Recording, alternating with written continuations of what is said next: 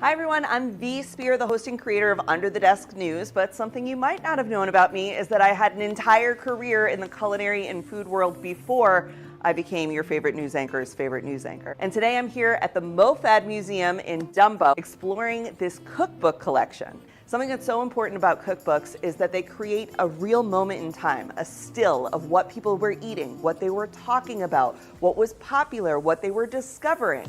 And I'm really excited to dig in and show you a little bit of the stuff that I look for when going through a cookbook collection.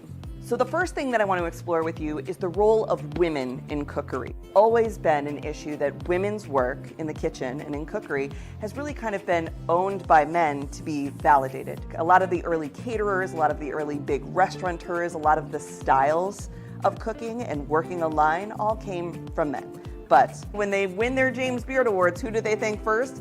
Their grandmother, who taught them how to cook, and we love that. Now, they used to call us witches, right? Cauldrons and witches, and now we get to be cookery or kitchen people, so long as we are taking care of the sick or convalescent.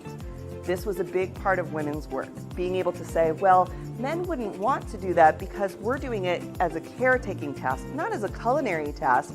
You always got to kind of like hide the broccoli and the brownies, even back then. And so I thought that this was a really interesting book from Miss Fanny Farmer, Food and Cookery for the Sick and Convalescent. And it's a lot more than chicken soup. It's about making bread. It's about how we care for people through food. It's about different teas, different ways to present the food that might give somebody that little burst of energy or feeling special that could make them feel a little bit better. Most of all, it's about respect, not just for the person you're making the food for, but for the food itself. It talks about proper preparation of vegetables, the ways to use the whole animal. These are pioneering techniques that some modern chefs might make you think that they pioneered, but women were doing it all the way back then. Next thing I want to talk to you about is our old boy, James Beard. Now, I was the Director of Impact and Women's Leadership at the James Beard Foundation, very proud to have served there for the time that I was there, and I learned a lot about James Beard the man. Mostly that his reputation after his death was really rehabbed by, again, a lot of women, most notably Miss Julia Childs, all of our favorites, right? Our favorite French chef. At this point in American culinary journey, a lot of people only saw European food as being really posh, and that comes off of the World War II thing, right? Soldiers are returning and they're like, I had this dope-ass chicken that was cooked in wine in France. Can my wife make that? Well, James Beard told her, yeah, I could teach her how to do that. That sounds great. And we'll pioneer this as American cuisine. We'll take the things that you learned abroad about European cookery and we'll Americanize them.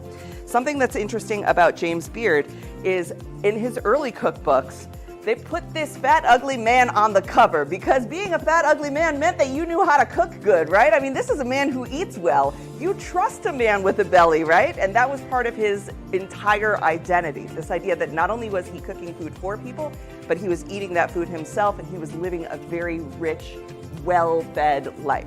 He was also sort of known as a shill. And this is where we get into the first celebrity chef endorsements, okay? And even the idea of a celebrity chef really comes from James Beard's time. And I found it interesting that not only does this collection of Miss Rose have the original James Beard, I mean, that's a thick book on just fish cooking, but she also has some of his product catalogs, right? This is something that if she bought the Cuisinart, whatever Roku he's using right here, this would have perhaps come with it, and James Beard would have collected a portion of the profits from these sales.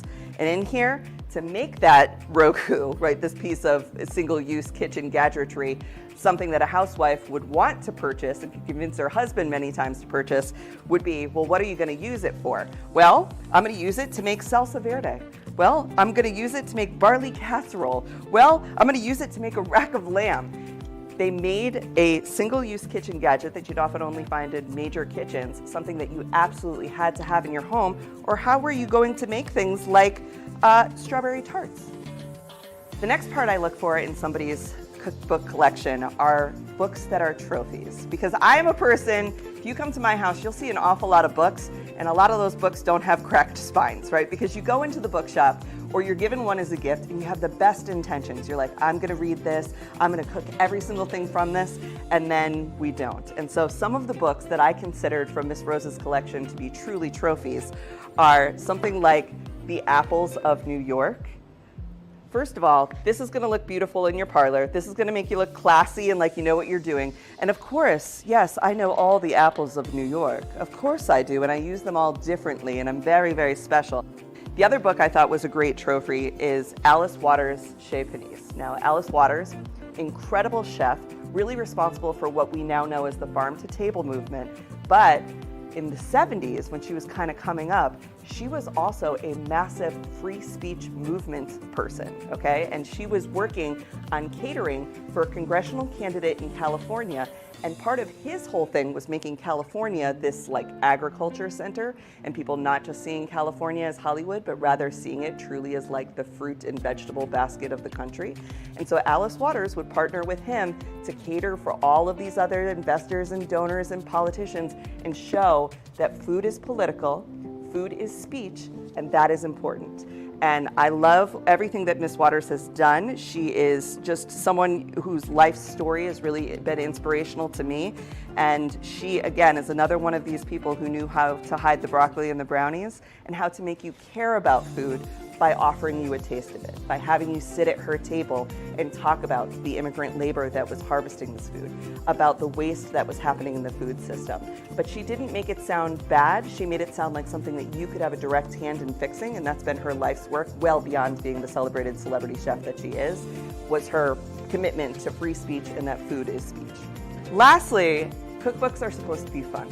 School fundraisers, okay? These are the ones that, like, when my grandmother was alive, we did a cookbook for her nursing home, and we had each one of the ladies submit recipes, and we bound it just like this, just like they've been doing for 100 years, and we sold them for like $5 so that they could have like, I think she wanted farmers market access. We were trying to get her CSAs at the time. My grandma was big on the corn market. She had like run a whole corn ring for her nursing home and tried to get like fresh fruits and vegetables in.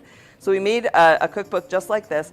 These are the ones that matter to you. This is the stuff that you remember from your childhood. This is the stuff that your mom traded recipes with somebody else's mom at the school. This is an identity, a personality. This is a cultural cookbook. And I think these are more important than anything else you're gonna find from any chef that's made it, because this is the food we actually cook, and this is the food we love to eat. And boy, to Miss Rose, there's hundreds of these in here. So thank your grandma and your mom and your aunties for taking care of you and for keeping these recipes alive for us to be able to visit today.